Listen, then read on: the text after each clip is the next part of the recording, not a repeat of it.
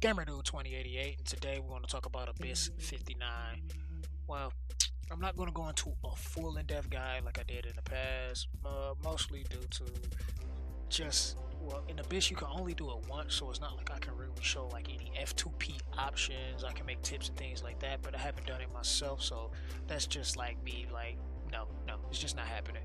So, with that being said, I am going to just go through like my process and what I was able to do with the current teams that I use in Abyss, and let's just see what's going on. I did try to go with the tree first that sits in the front on the first fight, but you really don't have to. He does have a heal, but it's like pretty insignificant if you using the Abyss gear that you get prior on your main damage dealer, so that's kind of how that was. Then I tried doing the Go Sid strategy first because he's the main threat in this fight for the first half of it. But Sid is just way too tanky, way too tanky. So I just opted out of just going straight Sid because it just takes too long, and I could not get Curious to survive long enough for her to be effective.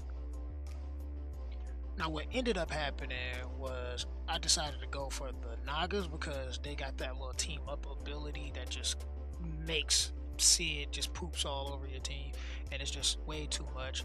My Angelica is pretty tanky, but she's relatively molasses, so I just wasn't able to keep up with heals as well as keeping up with having our immunities for those Nagas as they get their turns. So that was kind of too much. So I figured, hey, let me knock these guys out first, and the rest should fall relatively easy. Because like with my teams, I don't really have the speed to like be critically effective, so I just make sure my units are as tanky as possible, and that's how I'm practically clearing all content in the game as well as Abyss.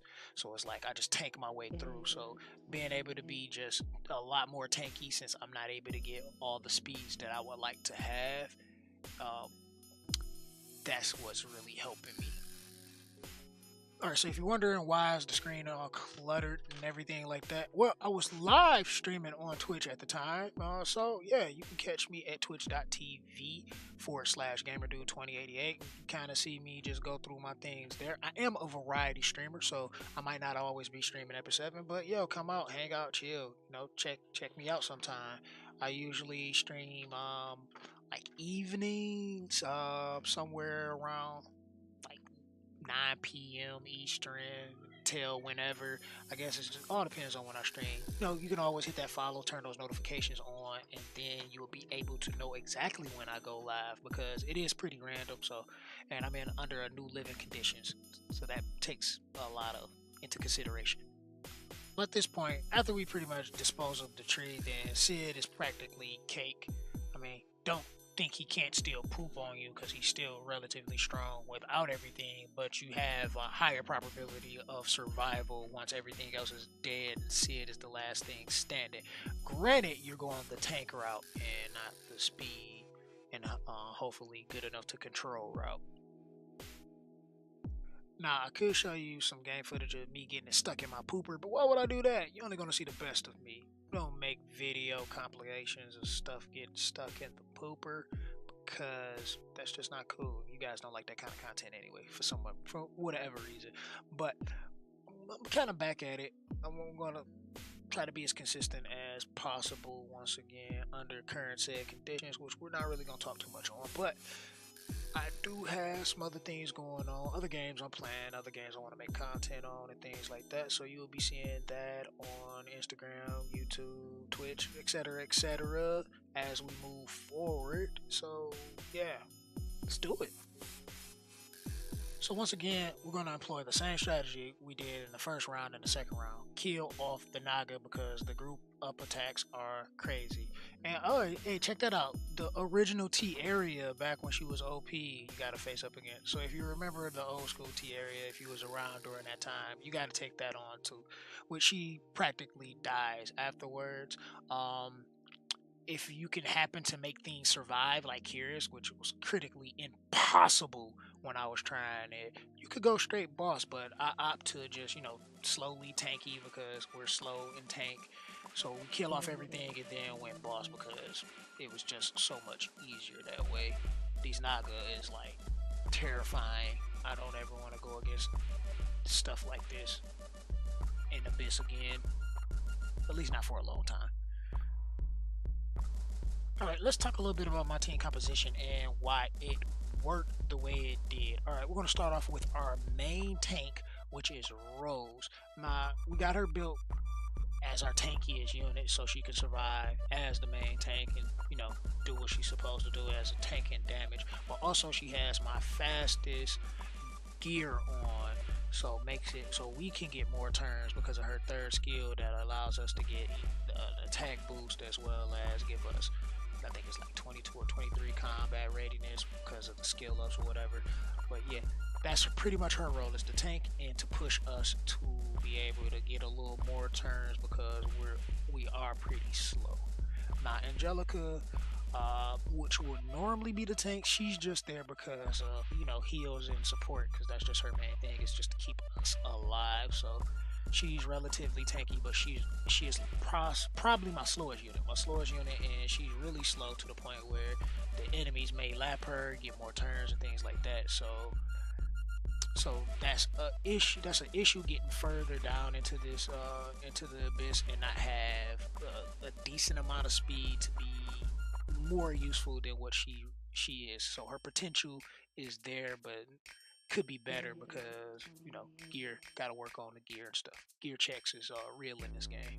Then we're going to go over to our Saboteur, which is Shadow Rose. Now she also helps give us turn synergy and everything to make us faster, but her main purpose is to set up our DPS, which is Charlotte, for the kill. So she's there for the defense break, and when you run in these slow tanky comps, you need a defense break to get rid of enemies, especially enemies that shoot out a lot of damage that adds debuffs that can possibly also do damage. So you want to get rid of them as fast as possible. And unless it's a floor that you get punished for having AoE, or rather just a nuker, then I will say bring something like a sniper. Like if you were to have, like, let's just say Kise or Luna or some shit like that, something that snipes a target, but something that completely nukes the field is your best way to go, because you can get a large amount of damage over a greater amount of enemies and punish them as quickly as possible, so you don't have to be in these fights for a really long time. The worst thing is to have Curious as your main and only damage and then focus around supporting her as she does. That will take forever. Nobody wants to do that. I tried it one time, was pissed, like never again. So I try to make Charlotte do as much as she can, and her being the DPS, she has my best gear, which for most of us will be the Abyss gear that we get as we climb. So she has my best gear and had her moving forward. And at this time, I don't think I put the second set of Abyss gear on her. She still had the first set because I had some really terrible rolls that went all into HP, and that was actually helpful for Charlotte because of the way she works and how her kick synergizes with her being tankier than most other DPS. At this point, the boss is pretty much done for. Your whole team alive, you practically won. This is not like Abyss 53 where Sven gets down to no HP and then get that invincibility buff and comes back and just completely clears your team. No surprise attacks or anything like that. I really hate floors like that just like, surprise, I can wipe your team in one attack when I couldn't do it when I was at full HP. So it's relatively easy at that point.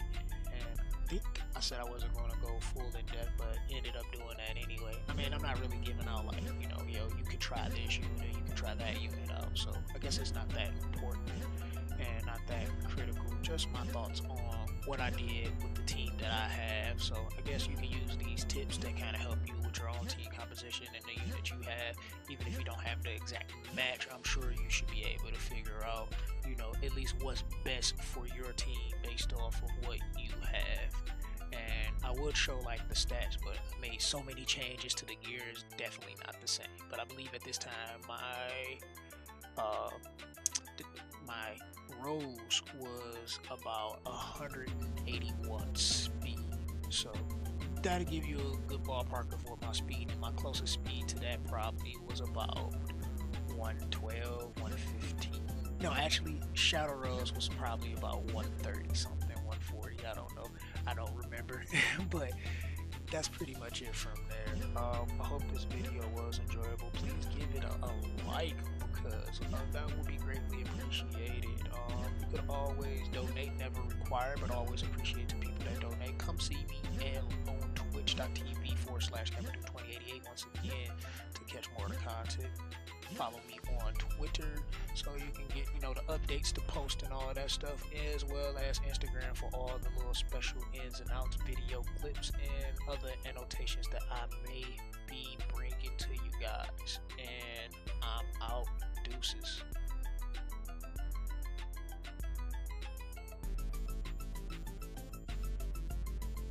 As a side note, you can also check out all these things I'm talking about in the description box below, all those great links, as well as if you are looking to improve your health and take it to the next level, I have a link that you can hit to my Go Over Life website where you can check out and see some of the supplements, vitamins, as well as herbal teas and things of that nature.